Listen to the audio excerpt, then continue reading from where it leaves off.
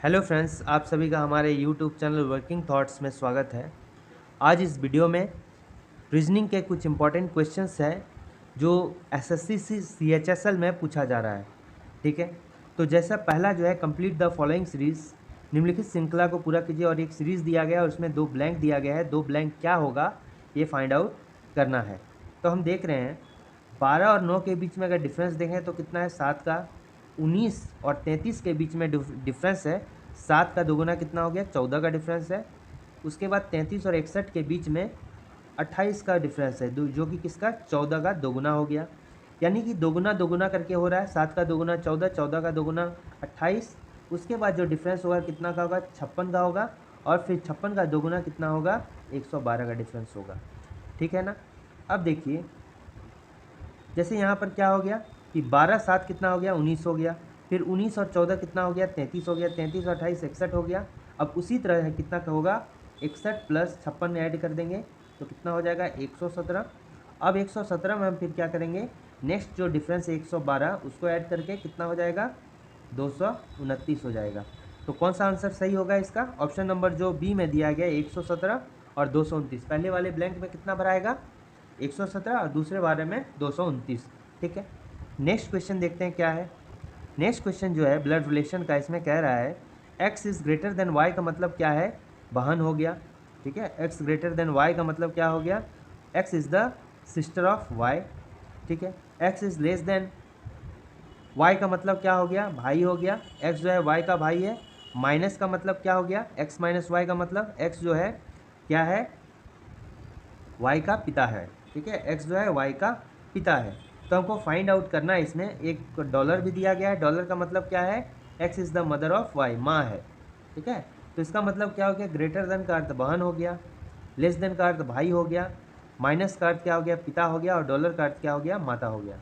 तो हमको निकालना है इसमें कि m greater than k minus J less than l dollar n में k और n के बीच में क्या रिलेशन है। k और n के बीच में रिलेशन हमको ढूंढना है। तो सिर्फ k और n के बीच में रिलेशन ढूंढना है ना, तो इस m को छोड़ देंगे। k और n के बीच में रिलेशन ढूंढना है तो हम लिख लेते हैं k और n के बीच में जैसे रिलेशन ढूंढना है तो क्या ढूंढना है, लिख लेते हैं। जैसे k हो गया, फिर क्या हो गया माइनस हो गया, फिर j हो गया, लेस देन क्या हो गया l हो गया, फिर डॉलर हो गया और ये n हो गया। अब माइनस का अर्थ क्या होता है, जैसा कि हम जानते हैं कि माइनस का अर्थ क्या होता है, माइनस का अर्थ हो गया, यहाँ देखिए पिता हो गया, तो उसके नीचे क्या लिख देंगे, पिता लिख देंगे। ठीक है, पिता, ये तो पिता हो गया। उसके बाद लेस देन का अर्थ क्या हो गया, लेस देन का अर्थ हो गया भाई, तो ये क्या हो गया भाई हो गया। ठीक है, भाई हो गया। अब डॉलर का अर्थ क्या हो गया, डॉलर का अर्थ हो जाता है माँ, तो ये क्या हो गया माँ हो गया। ठीक है, ये क्या हो गई माँ हो गई। अब देखते हैं जैसा कि हम कहते हैं के और एन के बीच में रिलेशन निकालना है तो हमेशा किधर से, पहले भी इसके क्वेश्चन को इस तरह डिस्कस कर चुके हैं, राइट टू लेफ्ट चलेंगे। ठीक है, राइट टू लेफ्ट चलेंगे और लास्ट वाले में खुद को रख के कंपेयर करेंगे। एन की जगह में खुद को रखेंगे और कंपेयर करेंगे। ठीक है, तो ये कौन हो गया, मेरा माँ हो गया। माँ का भाई मेरा कौन हो गया, मामा हो गया। मामा का पिता मेरा कौन हो गया, नाना हो गया। तो मेरा के क्या हो गया, नाना हो गया मेरा। ठीक है, तो पूछ रहा है यहाँ पर कि के जो है किस तरह से रिलेटेड है एन से, यहीं पर पूछ रहा है कि के किस तरह एन से रिलेटेड है। तो के मेरा क्या हो गया, जब नाना हो गया ना, तो के कौन हो गया एन का, नाना हो गया। ठीक है, तो इसका करेक्ट आंसर क्या होगा, यहाँ दादा भी हो सकता था और नाना भी हो सकता था। ठीक है, यहाँ दादा भी ऑप्शन में हो सकता था और ग्रैंडफादर का दादा भी हो गया और नाना भी हो सकता था। तो इसका करेक्ट आंसर क्या हो जाएगा, नाना। ठीक है, ग्रैंडफादर को इंग्लिश में नाना बोलते हैं और दादा को भी नाना बोलते हैं, दादा को भी ग्रैंडफादर बोलते हैं इंग्लिश में। ठीक है, तो इसका correct answer option number D हो जाएगा, ग्रैंडफादर, नाना। ठीक है, अगर इसमें क्वेश्चन में पूछता कि एन मेरा कौन लग गया है, ठीक है, के मेरा चूंकि कौन हो गया, नाना हो गया, तो हम उसका कौन हो गए, या तो जब ये मेरा नाना हो गया तो हम उसका या तो नतनी लगेंगे या नाती लगेंगे। ठीक है, या तो उसका नाती लगेंगे या नतनी लगेंगे, ग्रैंड सन लगेंगे या ग्रैंड डॉटर लगेंगे। लेकिन चूंकि एन के पहले कोई भी सिंबल नहीं दिया गया है तो हम जेंडर डिफाइन नहीं कर सकते हैं। ठीक है, तो एन के बारे में पूछता तो कैन नॉट बी डिटरमाइंड इसका करेक्ट आंसर होता। ठीक है ना, तो यहाँ के बारे में पूछ रहा है तो के एन का कौन लग गया, नाना लग गया। ठीक है, तो इसका correct answer option number D हो जाएगा। अब आगे देखते हैं, आगे में क्या है कि find out the correct answer for the unsolved equation on the basis of given equation. दिए गए समीकरण के आधार पर बिना हल किए हुए समीकरण के सही उत्तर का ज्ञात कीजिए। तो अब क्या दिया गया है, 3 इंटू 6 का मतलब क्या दिया गया है, 45 दिया गया है, ठीक है ना। तो 3 और 6 का यूज़ करके हम 45 कैसे ला सकते हैं। अब देखिए जैसे हो गया, अगर हम 3 का स्क्वायर कर दें, सिर्फ 3 है और 6 है और 45 चूँकि इसके कंपैरिजन में बड़ा नंबर है, तो हम क्या कर रहे हैं कि 3 का जो स्क्वायर कर देते हैं तो कितना हो जाता है, 9 आता है। उसी तरह 6 पर स्क्वायर कर देते हैं तो कितना आता है, 36 आता है। अब इन दोनों को हम क्या करेंगे, ऐड कर देंगे। जब इन दोनों को हम ऐड कर देंगे तो ये कितना हो जाएगा, 45 हो जाएगा, यानी कि दोनों का स्क्वायर करके ऐड करेंगे। तो उसी तरह हमको किसका करना होगा, 2 और 2 का करना होगा। तो मेरा उस कंडीशन में 2 पर स्क्वायर हो गया 2, यानी 2 पर स्क्वायर हो गया 4 और 4 8 ही आता है, 20 तो आ नहीं रहा है। इसका मतलब क्या हो गया, ये मेथड मेरा नहीं लगेगा, कुछ अलग ही मेथड लगेगा। तो हमको क्या करना होगा, इसमें देखिए क्या मेथड लगेगा। तो इस वाले में जो मेथड का यूज़ होगा इसमें क्या है, जैसे हम क्या कर सकते हैं कि 3 + 6 क्या हो गया, 9, इसको हम 5 से मल्टीप्लाई करके ला सकते हैं 45, ठीक है। अब देखिए 2 + 2 क्या हो गया, 4 × 5 हो गया कितना, 20, ये समझ में आ गया। तो उसी तरह कितना होगा, इसको करना होगा, 9 हो गया + 8 हो गया, 17 × 5 तो कितना होगा, 85 होगा। तो इसका करेक्ट आंसर कितना होगा, अब देखो 85 हो जाएगा। तो ऑप्शन नंबर जो सी है वो मेरा क्या हो जाएगा, करेक्ट हो जाएगा, ठीक है। नेक्स्ट क्वेश्चन हम देखते हैं। नेक्स्ट क्वेश्चन में दिया गया है कि सम, ये सिलोजिज्म का क्वेश्चन है, सम बुक्स आर पेन्स, ठीक है। कुछ बुक क्या है, पेन है। तो ये हो गया बुक का बना दिए और ये क्या हो गया, पेन का एरिया बना दिए, ठीक है।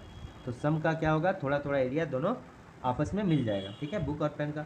सभी पेन क्या है, पेंसिल है, क्योंकि पेन और पेंसिल सेम से है। तो इसको कैसे डिसाइड करेंगे, PN से दे देते हैं पेंसिल पेन, और पेंसिल को क्या देते हैं, ये सभी पेन क्या है, पेंसिल है, L दे देते हैं, ठीक है। तो पेंसिल हो गया। अब देखिए यहाँ कंक्लूजन क्या कर रहा है। तो सिलोजिज्म के क्वेश्चन में एक बात याद रखना है, यदि स्टेटमेंट मेरा पॉजिटिव रहता है तो कंक्लूजन भी पॉजिटिव होगा, और स्टेटमेंट अगर नेगेटिव होगा तो कंक्लूजन क्या होगा, हमेशा नेगेटिव होगा। क्योंकि यहाँ पर एक भी नेगेटिव कंक्लूजन नहीं है, यानी स्टेटमेंट मेरा क्या पॉजिटिव दिया गया है। तो अगर मेरा कंक्लूजन में कोई नेगेटिव आंसर है तो उसको हम डायरेक्टली कट कर देंगे, ठीक है। तो यहाँ देखते हैं क्या होगा कि कंक्लूजन कह रहा है कि ऑल पेंसिल्स आर पेन, सभी पेंसिल क्या है, पेन है। ऑल पेंसिल्स आर पेन, देखिए ऑल पेन आर पेंसिल दिया गया है, तो ये क्या होगा कि ऑल पेंसिल्स आर पेन गलत होगा, ठीक है। अगर ऑल पेन आर पेंसिल दिया गया है तो ऑल पेंसिल आर पेन गलत हो जाएगा, लेकिन सम पेंसिल आर पेन क्या होगा, सही होगा, ठीक है।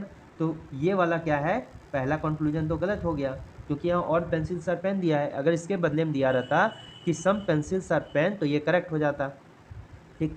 दूसरा है कि सम पेंसिल्स आर बुक्स, कुछ पेंसिल क्या है, किताबें हैं। तो देखिए ये हो गया किताब का इलाका, ठीक है, ये हो गया किताब का इलाका, और ये क्या हो गया, पेंसिल का इलाका। ये जो है कुछ आपस में क्या कर रहा है, ये वाला पोर्शन जो है शेयर हो रहा है, ठीक है, ये पोर्शन दोनों के बीच में शेयर हो रहा है, इसलिए सम का केस बनेगा। तो इस कंडीशन में केवल जो है दूसरा वाला सही होगा, ओनली 2 फॉलोज, यानी जो आंसर हो जाएगा कौन सा हो जाएगा, ऑप्शन नंबर 3, ओनली 2 फॉलोज, ठीक है ना। नेक्स्ट क्वेश्चन देखते हैं। नेक्स्ट क्वेश्चन दिया गया है मेरा कि रिलायंस के दफ्तर में मीटिंग होने वाली थी, चेयरमैन जो है 10:20 में ऑफिस पहुंचता है, ठीक है। तो इसको लिख लीजिए, चेयरमैन जो है कितना, 10:20 में जो है पहुंचता है, ठीक है, चेयरमैन। उसके बाद क्या होता है कि डिप्टी चेयरमैन जो है 10 मिनट पहले पहुंचता है, जब मीटिंग शुरू होता है उससे 10 मिनट पहले पहुंचता है। तो आप देखिए, यानी कि मीटिंग शुरू होने के 10 मिनट पहले पहुंचता है। फिर क्या दिया गया है कि डिप्टी चेयरमैन जो है चेयरमैन से 15 मिनट पहले दफ्तर पहुंचता है, ठीक है। जो डिप्टी चेयरमैन है चेयरमैन से कितना, 15 मिनट पहले पहुंचता है। तो यहाँ देखिए चेयरमैन कितना पहुंचा है, 10:20, तो इससे 15 मिनट पहले कितना होगा, 10:05 में, यानी कि ये क्या हो गया, 10:05 में पहुंचता है, ठीक है। जो डिप्टी चेयरमैन है वो 10:05 में पहुंचेगा, और दोनों के बीच में यानी डिफरेंस हो गया कितना, 15 मिनट का। अब क्या होता है, मीटिंग कितने बजे शुरू हुआ, तो यहाँ पर जो स्टेटमेंट दिया है कि डिप्टी चेयरमैन जो है मीटिंग शुरू होने से 10 मिनट पहले पहुँचता है। तो मीटिंग शुरू होने से 10 मिनट पहले पहुँचता है, इसका मतलब क्या हो गया कि मीटिंग कितना, देखिए डिप्टी चेयरमैन 10:05 में पहुँचा है, यानी कि 10 मिनट पहले 10:05 हो गया, तो 10 मिनट पहले पहुँचा है, यानी कि ये जो मीटिंग शुरू हुआ उससे पहले जो है डिप्टी चेयरमैन पहुँचता है, यानी ये 10 मिनट का अंतर होगा। ठीक है, तो ये 10 मिनट पहले हो जाता है ना, यानी मीटिंग जो है डिप्टी चेयरमैन के पहुंचने के 10 मिनट के बाद स्टार्ट होगा। इसका मतलब वही हो गया, यानी कि कब मीटिंग शुरू हुआ, 10:15 में मीटिंग मेरा शुरू हुआ है। समझ में आ गया? तो इसका आंसर क्या होगा? Option number C is the correct answer. Thanks for watching working thoughts.